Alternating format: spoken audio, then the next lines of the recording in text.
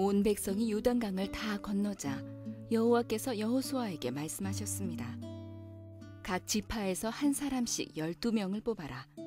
그리고 제사장이 서 있던 강 한가운데서 한 사람이 한 개씩 큰 돌을 골라 모두 12개를 가져오너라. 그 돌들을 오늘 밤 너희가 머무를 곳에 두어라.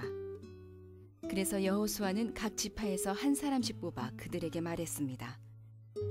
여러분은 여호와 하나님의 궤가에 있는 강 한가운데로 가서 큰 돌 한 개씩을 찾으시오. 이스라엘 각 지파마다 돌 한 개씩을 찾아내야 하오. 그리고 그 돌을 어깨 위에 메고 나르시오. 그 돌은 여러분에게 기념이 될 것이오.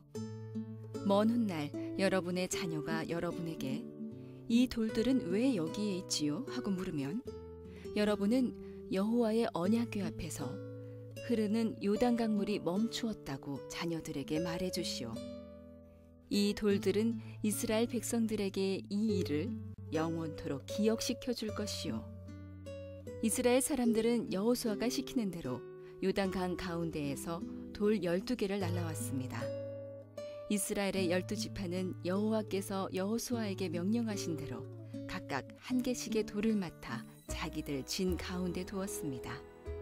또 여호수아는 돌 12개를 취하여 제사장들이 언약궤를 메고 서 있던 요단강 한가운데에도 두었습니다. 그 돌들은 아직까지도 거기에 있습니다.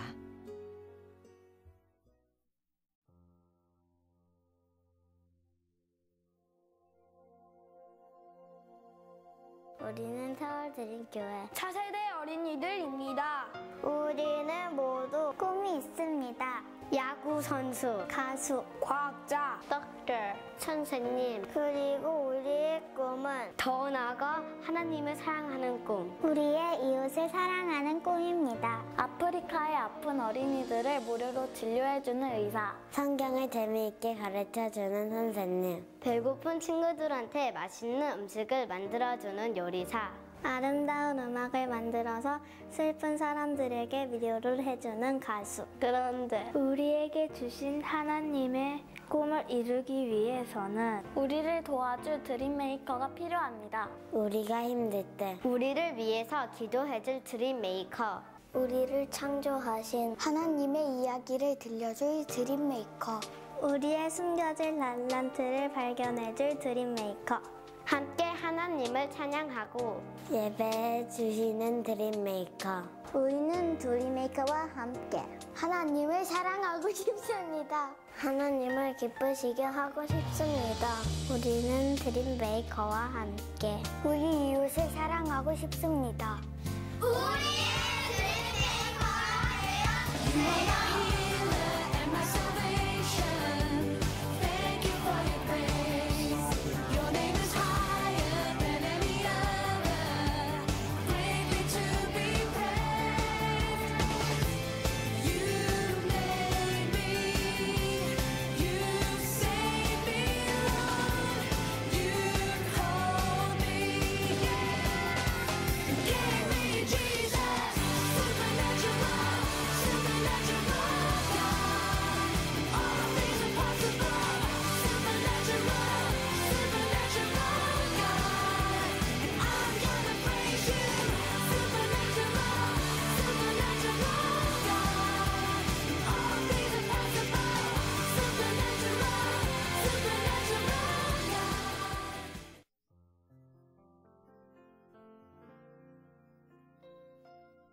과 감사의 박수 올려드리도록 하겠습니다. 남성합창단 너무 감사를 드립니다. 은혜로운 찬양 너무 감동이 있고요. 오늘 남성합창단 신청 받는다고 합니다. 노래 잘 못하셔도 받아주시기를 바랍니다. 형제들이 모여서 하나님을 찬양하는 일 여러분께서 기쁘게 동참해 주시면 좋겠고요. 교회에서 남성합창단 같은 작은 모임들을 통해서 또 아름다운 관계, 공동체를 체험하실 수 있을 거라고 믿습니다. 바깥에 나가면 오늘 남성들의 합창단 신청을 받는다고 하니까 같이 동참해 주시는 귀한 시간 되기를 바랍니다. 영상 보신 대로 2015년 서울드림교회 차세대 교사 모집을 하고 있습니다. 아이들의 꿈을 이루어줄 수 있는 드림메이커가 되실 선생님들을 찾고 있는데 아이들을 가르칠 수 있는 선생님들도 필요하지만 아이들을 섬겨주는 선생님들도 필요합니다. 여러분들이 할 수 있는 부분이 있으니까 한남과 송파에서 함께 동참하시고 아이들 섬기고 교회학교 섬기는 귀한 은혜가 있게 되기를 바랍니다. 아이들 때문에 이제 예배 못 드리는 엄마들 계시잖아요. 아이들 지금 유아실에서 이렇게 예배 드리는 분들이 있는데 그러면 아빠들이 많이 지치시는 것 같아요. 근데 지치지 않는 방법 하나 가르쳐 드릴게요. 아이들이 어린 동안 주일학교 교사하세요. 그리고 크면 탈출하세요. 그러면 아마 아이들과 함께 드리는 예배가 여러분들이 준비하고 기도하는 예배, 하나님을 예배하는 찬양하는 예배가 될 줄로 믿습니다. 차세대 사역에 함께 동참해 주시고요. 오늘 10월 셋째 주 드림헌금이 있는 주입니다. 설교 끝나고 가난하고 어려운 이웃들을 위해서 흘려보내는 헌금 기쁜 마음으로 하나님 앞에 드리도록 하겠습니다. 오늘 2부 예배 끝나고 셀 하시는 분들에게 조금 안내 말씀드릴게요. 7층에 올라가시면 IT에서 온 가족들과 아이들이 있을 거예요. 보통 저희가 7층에서 셀 모임을 하는데 김엘란 선교사님하고 연결이 돼서 IT에서 심장병을 앓고 있는 아이들이 와서 1년에 한 번씩 한국에 와서 수술을 받아요. 올해도 고대병원하고 세브란스 병원에서 축복해 주셔서 아이들이 심장병 수술을 받고 이제 7층 숙소에서 열흘이 넘게 머물고 있거든요. 보면 깜짝 놀라지 마시고 웃고 축복해 주시고 여러분 기도해 주시면 좋을 것 같아요. 그 아이들 빨리 나아서 돌아갈 수 있도록 교회가 그 일을 기쁜 마음으로 돕고 또 많은 분들이 섬기고 계시는데 하나님 앞에 다시 한번 찬양을 하고요. 하나님의 사람들을 통해서 그런 치유의 사역이 계속 될 수 있게 되기를 바랍니다. 가정사역본부에서 여러분에게 안내 말씀드리겠습니다. 주보를 보시면 맨 밑에 오른쪽 밑에 두 가지 날짜가 나와 있습니다. 먼저 1박 2일 부부학교 수련회 일정이 나와 있고요. 12월 7일부터 4주간 진행되는 가정세미나 일정이 나와 있습니다. 1박 2일 부부학교는 가평에서 비전빌리지를 빌려서 진행이 되고요. 가정세미나는 주일날 오후 12시부터 2시 반까지 교회 9층 강당에서 진행이 됩니다. 같은 내용도 아니고 같은 강사도 아니니까요. 둘 다 참여하셔도 무방합니다.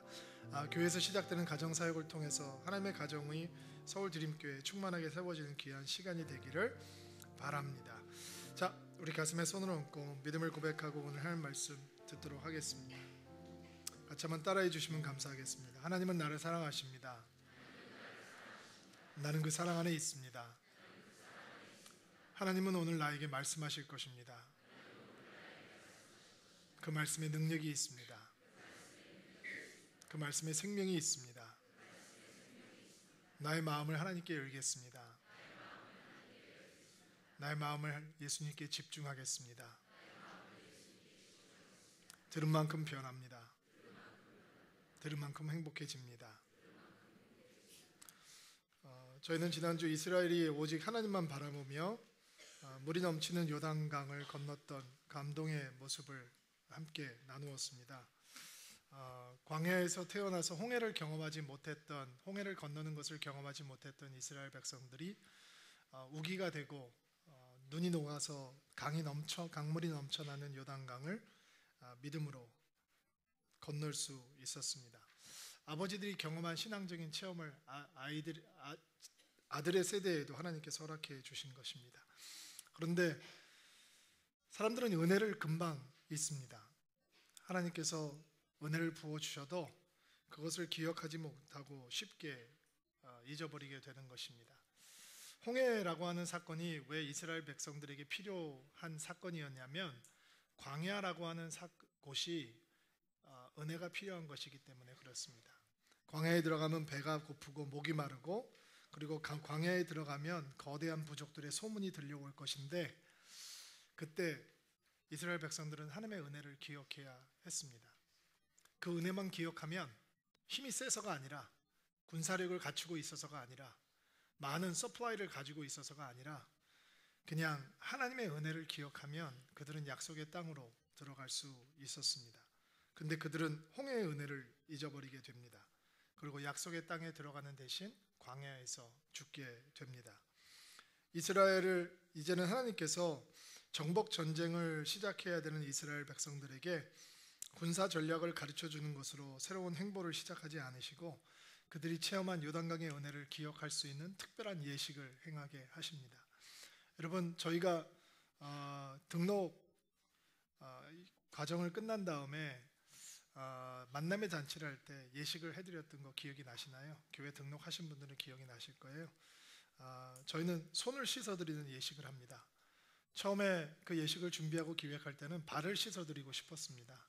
그런데 교회 처음 온 분들 양말을 벗기고 발을 씻기면 얼마나 당황스러울까라는 생각이 들어서 손을 씻기는 예식으로 대신했습니다. 저희들이 했던 기도도 기억나시나요?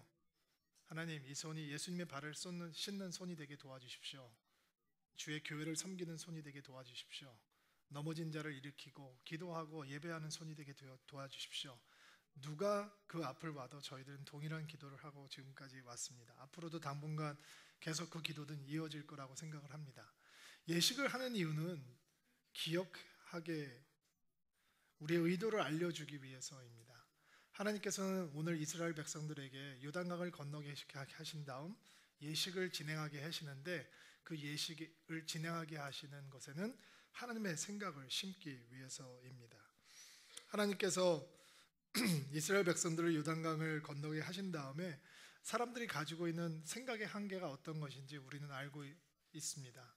요단강을 건넌 사람들은 무용담이 생깁니다.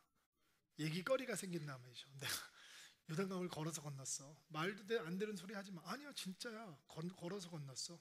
강이 끊어졌다? 강이 멈춰섰어. 강바닥이 내가 어떻게 생겼는지 봤다니까. 내 발로 걸었어. 라고 하는 무용담이 남기 쉽습니다. 아무 소용없습니다. 그들의 아비도 말라버린 홍해를 건넜지만 광야에서 죽어갔습니다. 의식은, 예식은 지금 하나님께서 행하고 계시는 일은 그들에게 무용담을 주기 위해서 하고 계시는 일이 아닙니다. 하나님께서는 이유를 설명하십니다.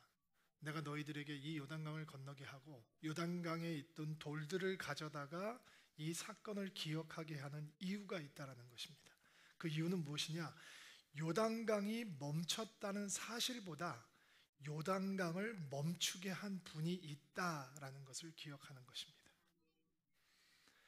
요단강이 멈추고 끊어져서 흐르지 않게 되는 이유가 있다라는 것을 가르쳐주기 위해서 하나님께서는 이 거룩한 예식을 행하고 계시는 것입니다. 또 어떤 이유가 있는지 아세요? 21절부터 24절 말씀 보세요. 자막을 통해서 올려드릴게요. 한번 21절부터 읽어보세요. 시작. 훗날 여러분의 자녀가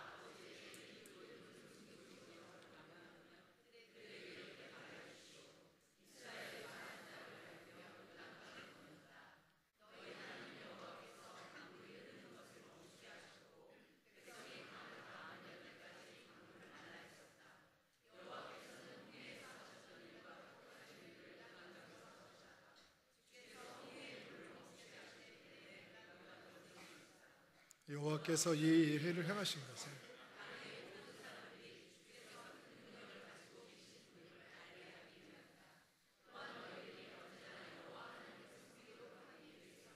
하나님께서 이 예식을 행하고 있는 이유는 그 강이 끊어지고 멈추었던 것을 알려주어야 하는 다음 세대가 있기 때문입니다.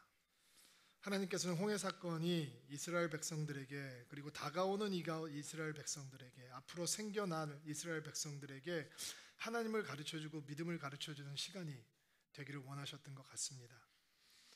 세상을 오래 사신 분들이 말씀하는 것이 있습니다. 지혜로운 분들이 세상을 산 다음에 이렇게 말씀을 합니다. 자식 농사는 마음대로 되지 않는다라는 것입니다. 저도 아직 아이들을 다 키우진 않았지만 자식 농사는 마음대로 되지 않는다라는 것에 적극적인 한 표를 던지겠습니다. 여호사 목사 애들이 속색이나 보다 그렇게 생각하지 마시기 바랍니다. 저희 애들 여러분의 기도 덕분에 잘 크고 있습니다. 최선을 다해서 키우고 있는데 자식 농사는 부모 마음대로 되지 않는다라는 것에 전적으로 동의할 수밖에 없습니다. 목회를 하면서 사람들을 보면서 느끼는 것이 있습니다. 엄마의 입맛과 손맛도 쉽게 배워가고요. 아빠의 성격과 성질도 금방 배워가는데 믿음은 금방 배워주지 않는다라는 겁니다. 애들이 믿음을 금방 배워주지 않더라고요. 저는 성도에게 믿음을 가르치는 일을 하는 사람입니다. 하나님을 향한 사랑과 하나님을 향한 믿음이 인생에서 가장 중요한 가치이다라는 것을 가르치는 일을 합니다. 그래서 저보다 나이가 지긋하신 인생의 선배님들도 때로는 저를 보고 목사님은 저의 신앙의 선생님이십니다 라고 얘기할 때 저는 옷깃을 여미게 됩니다.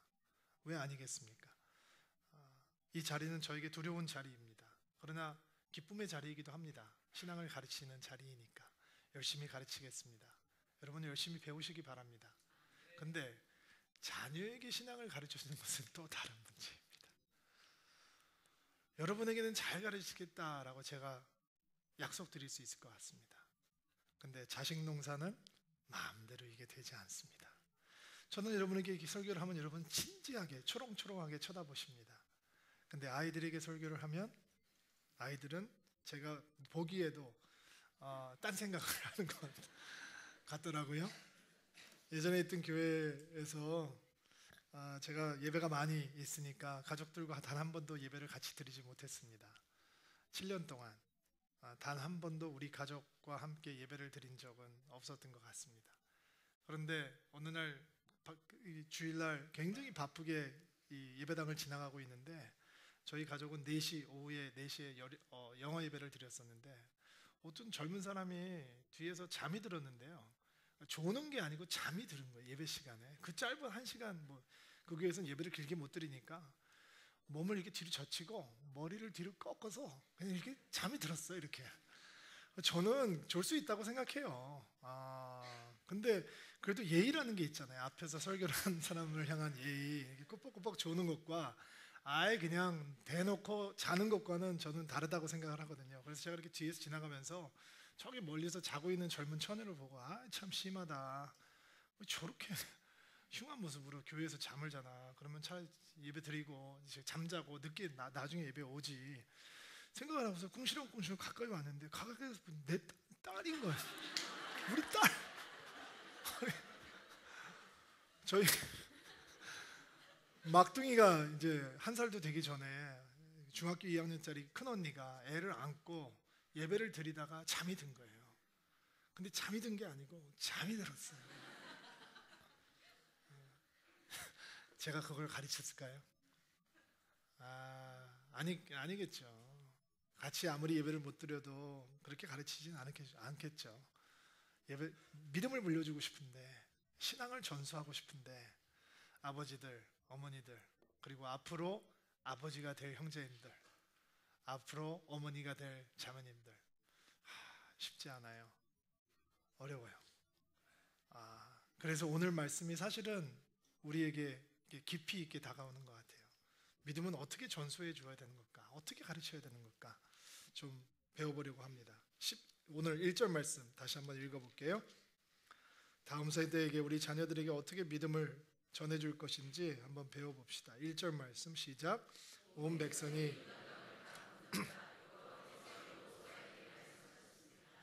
자, 여러분들께서 주목하셔야 되는 단어는 요단강을 건너자라고 하는 표현이에요. 온 백성이 요단강을 건너자. 자, 어떻게 믿음을 가르치느냐? 우리에게 다가온 절망이라고 하는 인생의 위기를 통해서 믿음을 가르치는 기회로 삼는 것입니다.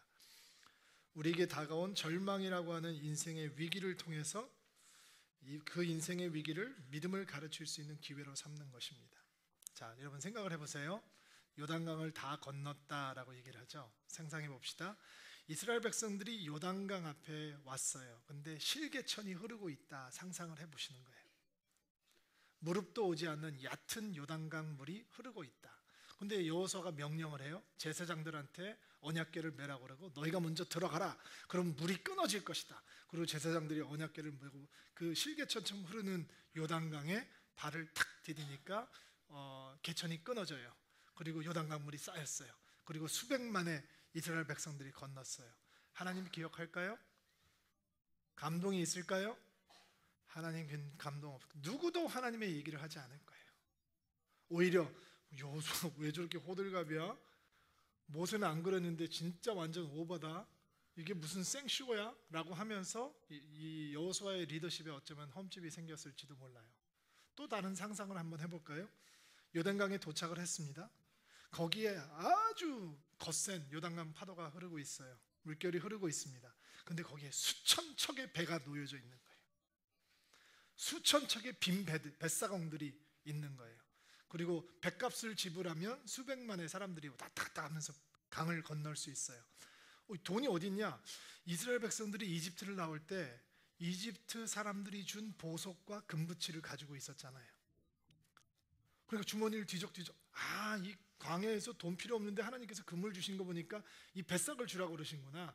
이게 성막을 만들고 이거 다 남았는데 여기 쓰자. 그리고 그 수천 척의 배를 타고 요단강을 건넜다. 어느 누구도 하나님을 기억하며 하나님의 은혜를 얘기하는 사람은 없을 거예요. 물론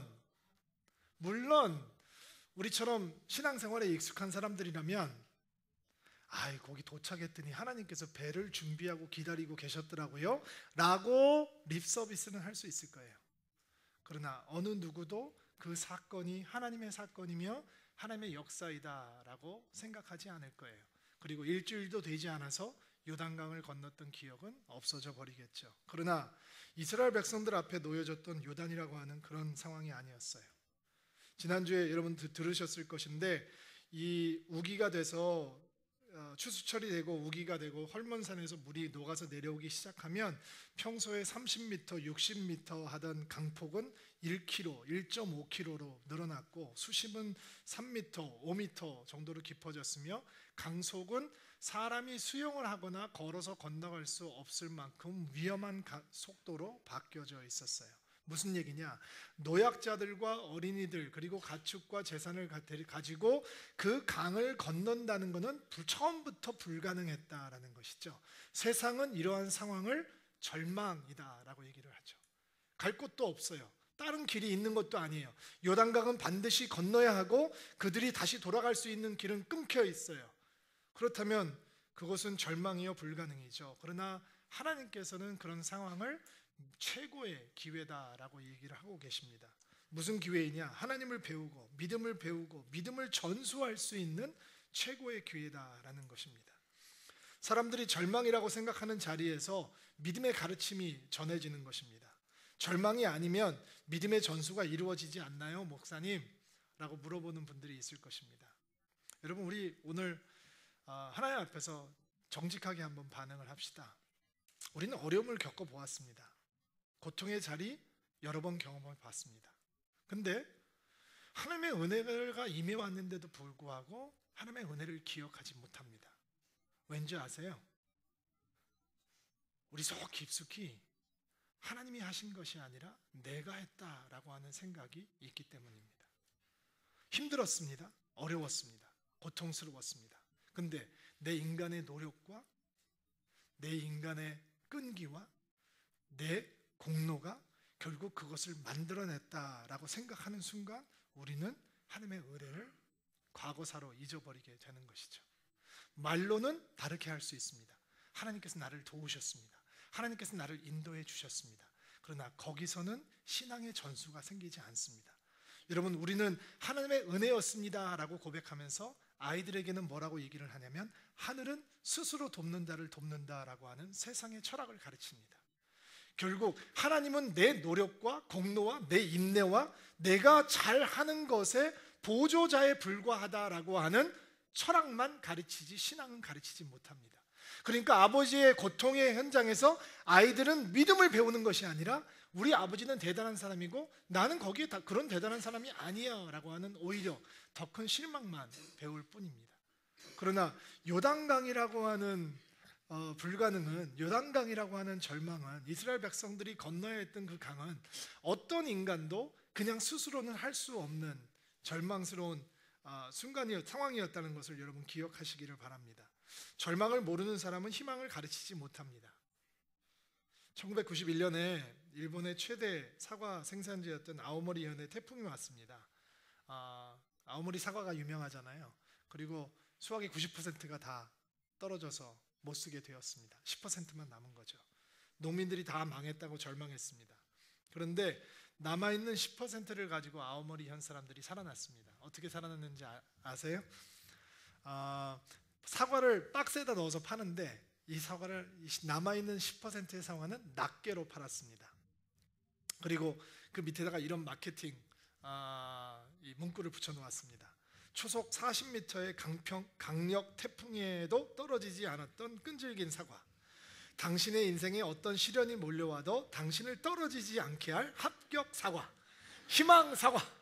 그래서 누가 이 그거를 평소에 매겼던 가격보다 10배나 더 비싼 가격으로 그 사과를 일본 전국으로 팔았다고 합니다.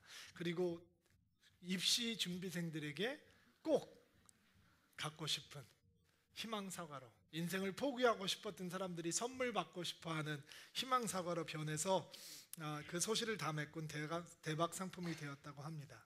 여러분, 절망의 끝에서 맛볼 수 있는 것이 희망입니다. 여러분, 믿음이 어떻게 전수가 될까요? 행복할 때, 좋을 때 잘 안 받아주더라고요, 아이들이요. 근데 하나님께서 우리에게 때때로 주시는 담기 힘든 은혜가 있죠. 바로 절망이라고 하는 은혜입니다. 내가 아무것도 할 수 없을 때, 아무것도 내 스스로 할 수 없다라고 하는 것을 내 스스로가 알 때, 우리는 그 절망의 순간을 뚫고 나가면서 믿음을 전수해 주기 시작하는 것입니다. 그렇게 교회에서 허리를 꺾고 뒤로 잠자던 딸이 이제 대학생이 되어서 저와 진지한 신앙의 대화를 하는 사이가 되었습니다. 멀리 떨어져 있던 아이에게 저는 이렇게 탐색전을 벌쳤습니다. 야, 교회 아빠가 없으니까 가끔씩 교회 나가기도 싫고 예배 드리는 것도 가끔 귀찮고 하지? 라고 이야기를 살짝 던졌습니다. 저는 아이가 어떻게 신앙생활을 하는지 낚시질을 좀 해보고 싶었던 것입니다. 그리고 그 아이의 답이 정말 저를 행복하게 했습니다. 아빠랑 같이 없어도 나 하나님과 믿음은 나에게 너무 소중한 가치야. 아빠는 그걸 나에게 가르쳐 주었잖아. 그리고 그 순간을 저는 놓치고 싶지 않았습니다. 그래서 저는 한 번 더 깊은 것을 가르쳐 주기로 했습니다. 밤은 깊어가고 있었고 대화는 더 진지해지고 있었습니다. 그리고 저는 제가 가장 절망스러웠던 때를 간증하기 시작했습니다. 너무 부끄러웠습니다. 내가 너무 진솔한 간증을 저희 성년이 되어가고 있는 딸에게 하니까 저희 딸은 저에게 이렇게 얘기해 주었습니다. 그래도 하나님께서 아빠가 열심히 하시니까 축복을 주시잖아. 아빠는 항상 최선을 다하니까 하나님께서 복 주시는 것이잖아. 저는 그런 레슨을 아이에게 주고 싶었던 것이 아닙니다. 나는 절망이었고 내가 할 수 있는 것은 아무것도 없었다라고 하는 얘기를 해주고 싶었습니다. 그리고 거기서 하나님의 은혜가 어떻게 임했는지 나는 전수하고 싶었습니다. 왜냐하면 내가 그렇게 그 아이를 사랑하며 기도하고 있지만 내 아이는, 여러분의 아이는 언젠가는 부모가 도와줄 수 없는 거센 요단강 앞에 서게 될 것입니다. 그리고 그들이 기억할 수 있는 유일한 것은 우리가 전해주는 하나님의 은혜일 것입니다. 자, 절망이라는 것이 다가오고 여러분들이 그 고통이라고 하는 절망 속에 들어가 있을 때 여러분 기억하셔야 됩니다. 그 끝에 우리 아이들에게 신앙을 가르쳐 줄 수 있는 최고의 학교가 있는 것입니다. 두 번째, 2절과 3절 말씀 같이 한번 읽어볼게요. 시작.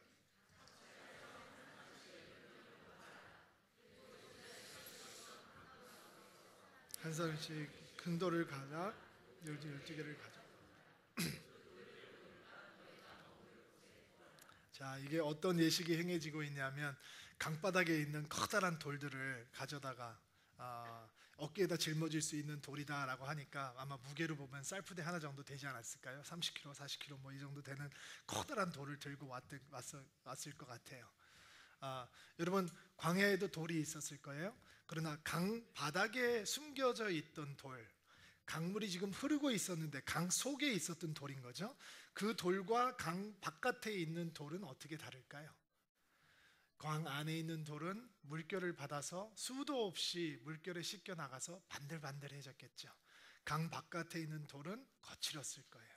자, 다른 거예요. 시각적으로도 달라요. 요단강이 끊기기 전까지는 한 번도 바깥으로 드러나지 않았던 돌이겠죠. 그 물결이 하나님의 은혜로 끊어졌기 때문에 드러난 돌을 가져다가 이제 모니먼트를 기념물을 만들라라는 거죠. 자, 두 번째, 우리가 하나님을 향한 믿음을 우리 자녀들에게, 우리 다음 세대에게 어떻게 전해주는지 여호수아가 가르쳐 주는데, 믿음을 전수하기 위해서 우리는 하나님의 은혜를 기억나게 하는 특별한 자리를 만들어야 한다라는 것입니다. 하나님의 은혜를 생각나게 하는 특별한 자리를 만든다. 그리고 요단강 바닥에 있는 커다란 골들을 그는 가지고 와서 사람들 앞에 기억날 수 있는 강렬한 기억의 자리로 세워 놓았습니다. 여러분들에게도 그런 강력한 하나님의 은혜를 기억나게 해주는 자리가 있습니까? 저는 잊지 못했던 경험이 하나 있습니다. 제가 하나님을 불순종하면서 살다가 큰 차 사고를 당하게 되었습니다. 그리고 제가 탔던 차가 굉장히 많이 망가져서 저도 병원에서 오랫동안 입원해 있다가 퇴원을 하면서 회복이 하게 되었습니다. 퇴원을 하고 이렇게 폐차장에 있던 그 차에 제 짐을 가지러 갔는데 그 차가 어디 있습니까? 라고 보니까 그 폐차장에 있는 분이 어디 가면 당신이 탔던 차가 있습니다 라고 하고 그 차 앞에 갔습니다. 그리고 저는 이렇게 종이처럼 찌그러진 차를 보게 된 거죠. 여러분 가끔은 이런 것들 기사에서 보시잖아요. 화면을 통해서 막 차가 사고가 나서 찌그러져 있는 차를 이제 제 눈으로 보게 된 거예요.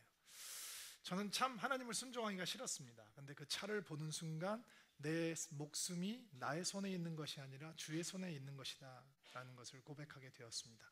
어떻게 사람이 저기서 살아남았지? 라는 생각이 들더라고요. 너무 심하게 망가져 있으니까. 저에게는 몹시 강렬한 기억이 있습니다. 그리고 저는 하나님 앞에 헌신하고 이제 교회 청년이 되었습니다. 제가 교회 청년부에서 활동을 시작을 했는데 제가 감당하지 못하는 첫 기억들 몇 가지가 있습니다. 저는 이렇게 교회를 다니지만 세상을 즐기면서 놀던 청년 시절에 음악 듣는 거를 좋아했는데 이제 그루브 있는 음악을 좋아하는 거죠. 근데 교회 왔더니 다른 음악을 하더라고요.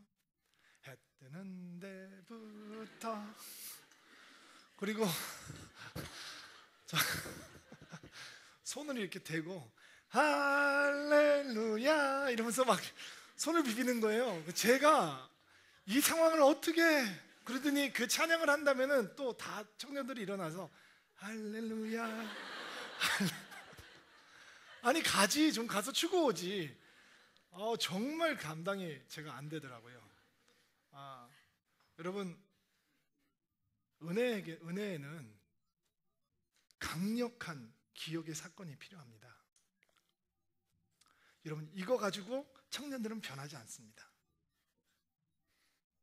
아이들이 모이면 아이들이 즐겁게 한다고 이렇게 율동을 하면서 찬양을 합니다. 근데 초등학교 고학년 아이들은 율동하는 거 유치하게 생각합니다. 아이들은 뛰고 싶어 합니다. 근데 교회는 아직도 즐겁게 하라 그러면 해 뜨는데 지금 25년이 지났는데 여전히 해 뜨는데. 그래서 저희 교회 부목사님들은 해 뜨는데 금지곡입니다. 제가 그 노래를 하면 옛 기억이 새록새록 싸올라서 막 화를 냅니다. 여러분, 은혜에는 강력한 기억의 자리가 필요합니다. 근데 어려움은 그 강력한 기도의 자리를 만들어내는 것이 쉽지 않다라는 것입니다. 저희 교회는 교회 건물을 가지고 있지 않습니다. 그것이 저희에게는 강력한 기억입니다. 강력한 하나님의 은혜의 흔적입니다.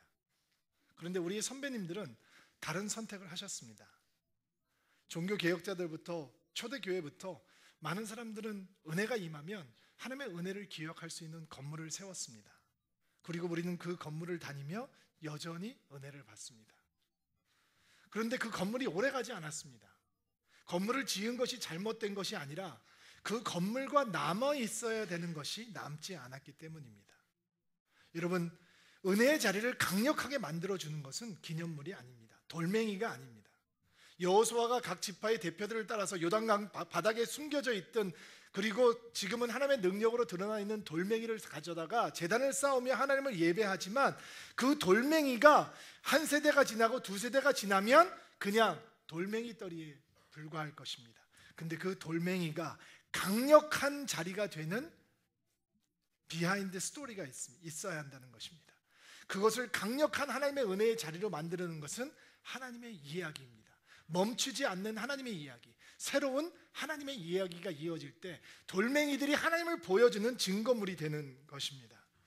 오늘은 저희 서울드림교회에서 교사 캐스팅을 하고 있는 주일입니다. 그리고 저는 이번 주에 전도사님들에게 저희 교회가 교회 학교가 어떻게 진행되고 있는지 설명을 좀 들었습니다. 2009년 11월 15일 저희가 교회 학교를 시작했을 때 3명의 선생님이 20명도 안 되는 아이들을 베이비시팅하면서 교회 학교를 시작했습니다.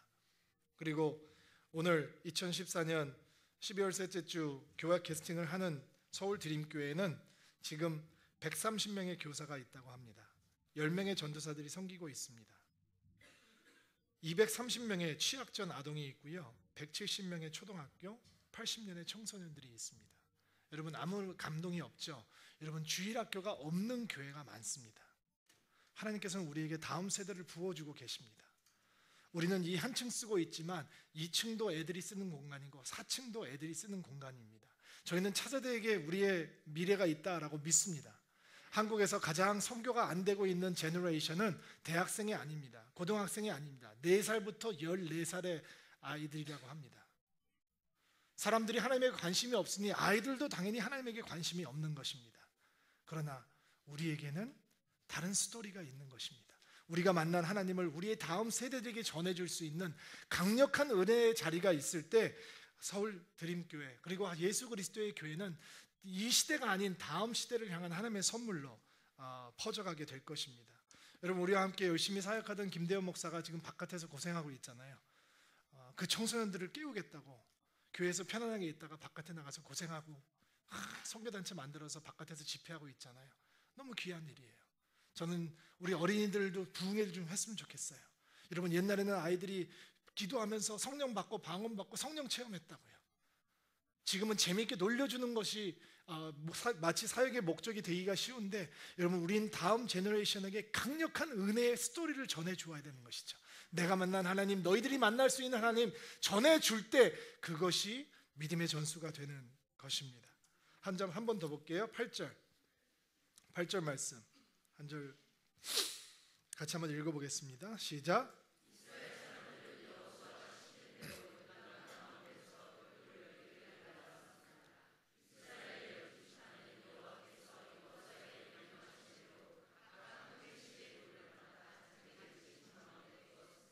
자, 돌을 가져다가 각각 각 지파대로 자기의 진 가운데 그 하나님의 은혜를 기억할 수 있는 돌을 두었다라는 것입니다. 여러분들께서 주목하셔야 되는 단어는 진 가운데라고 하는 단어입니다. 그 돌을 가져다가 진 가운데 두었다는 거죠. 진이 뭐예요? 그냥 캠핑하고 있는 대형이죠. 사람들이 살아가고 있는 현장입니다. 믿음의 전수는 여러분 평범한 삶의 현장에서 이루어지는 것입니다. 믿음의 기억은 특별하고 강렬한 것이지만 그 특별하고 강렬한 기억이 생기는 현장은 평범한 진 아니라는 것입니다. 여러분은 여러분의 자녀를 교회에 일주일에 한 번 보내주십니다.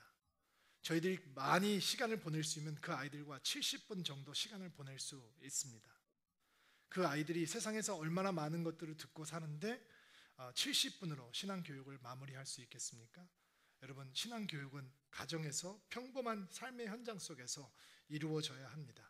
식탁에서 이루어지고 거실에서 이루어지고 가정에서 이루어질 때 신앙은 자라고 크는 것입니다.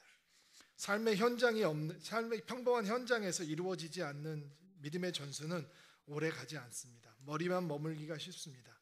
여러분 사람들은 보는 대로 행하고 듣는 대로 행합니다.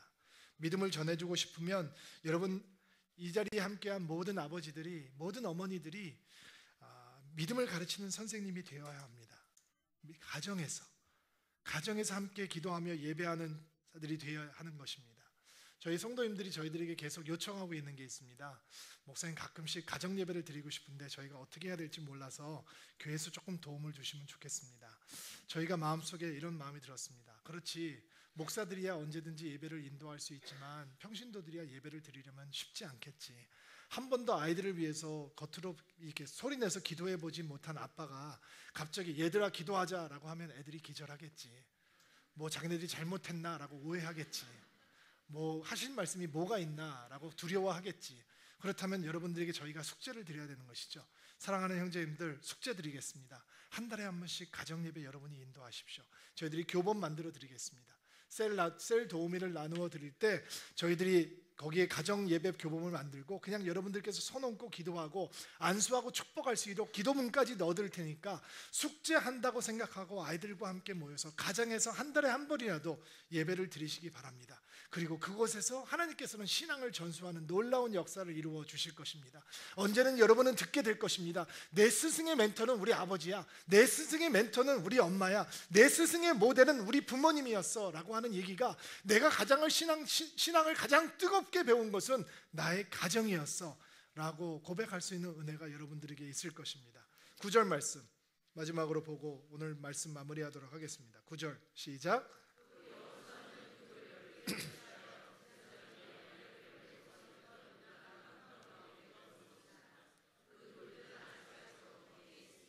자, 하나님께서 이스라엘 12지파의 대표들에게 돌 12개를 취하라 라고 말씀을 하셨는데 9절에 보니까 여호수아가 돌 12개를 취해서 제사장들이 언약궤를 메고 있던 요단강 가운데 두었다라고 하는 얘기가 등장을 합니다.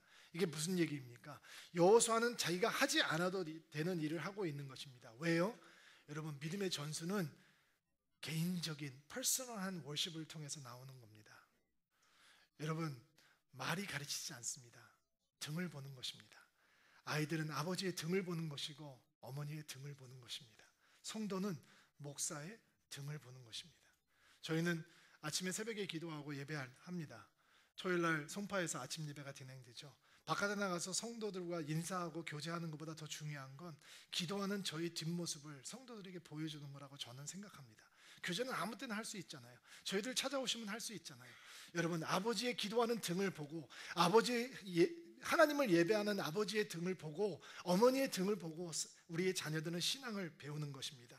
요단강 한가운데 온 이스라엘 민족들이 보는 가운데 이 12지파의 대표들이 돌을 실어 나르는 동안 여호수아는 하지 않아도 될 일을 하고 있는 것입니다.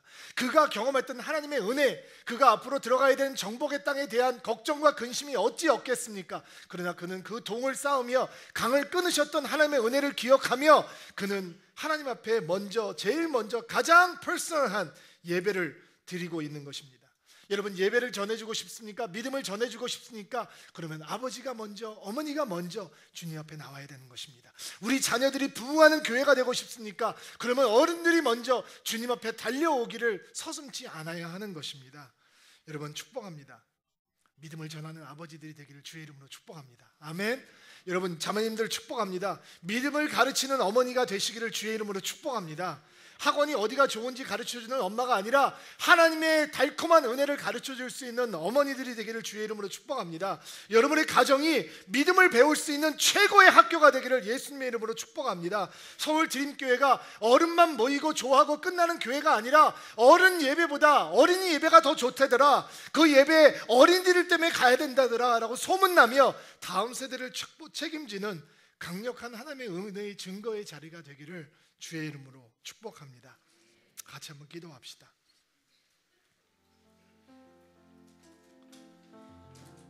하나님, 믿음을 가르치는 아비들이 될 수 있도록 도와주시고 믿음을 가르치는 어머니들이 될 수 있도록 도와주옵소서.